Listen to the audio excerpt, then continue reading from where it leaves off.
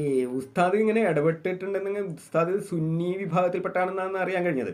അടുത്ത യമൻ ഭരണകൂടമാണെങ്കിൽ ഷിയ വിഭാഗത്തിൽപ്പെട്ടാണെന്ന് അറിയുന്നത്. അപ്പോൾ ഈ ഷിയായും സുന്നിയും തമ്മിൽ ഭയങ്കര ശത്രുതയിലാണെന്നാണ് അറിയാൻ കഴിഞ്ഞത്. അവരുടെ കോമ്പറ്റീഷൻ നടക്കുമ്പോൾ ഇപ്പം സുന്നി നേതാവായ ഉസ്താദ് അവിടെ പോയിട്ട് ഒരു ചർച്ച നടത്തിയാൽ അത് എരുതിയിൽ എണ്ണ ഒഴിക്കുന്ന പോലത്തെ ഒരു അവസ്ഥയാവില്ല എന്നൊരു തോന്നൽ എനിക്കുണ്ട്. കാരണം അത് ഇവരുടെ ബദ്ധശത്രുവാണ്. ഒരു ശത്രു വന്നിട്ട് ഒരു ദൗത്യം അങ്ങനെ ചെയ്യാന്ന് പറഞ്ഞാൽ ഇപ്പോൾ അവർക്ക് അത്ര ഇഷ്ടപ്പെടുമെന്ന് എനിക്ക് തോന്നുന്നില്ല. പിന്നെ ഈ തലാലിന്റെ കുടുംബമല്ല ഈ നിമിഷപ്രിയനെ വധിക്കാൻ പോകുന്നത്, അതായത് ആ വധശിക്ഷ നടപ്പിലാക്കാൻ പോകുന്നത് തലാലിന്റെ കുടുംബമൊന്നുമല്ല, ആ ഭരണകൂടമാണ്.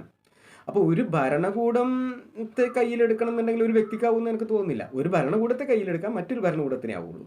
അതായത് അതിപ്പോൾ ഇന്ത്യൻ ഭരണകൂടത്തിന് ഇപ്പോൾ അതിനെ കൈകാര്യം ചെയ്യാൻ, അതിനെ കയ്യിലെടുക്കാനെന്നുള്ള ഇതില്ല, റൈറ്റ്സ് ഇല്ല. കാരണം അത് ഒരു അംഗീകൃത സർക്കാരല്ലല്ലോ, അതുകൊണ്ട്.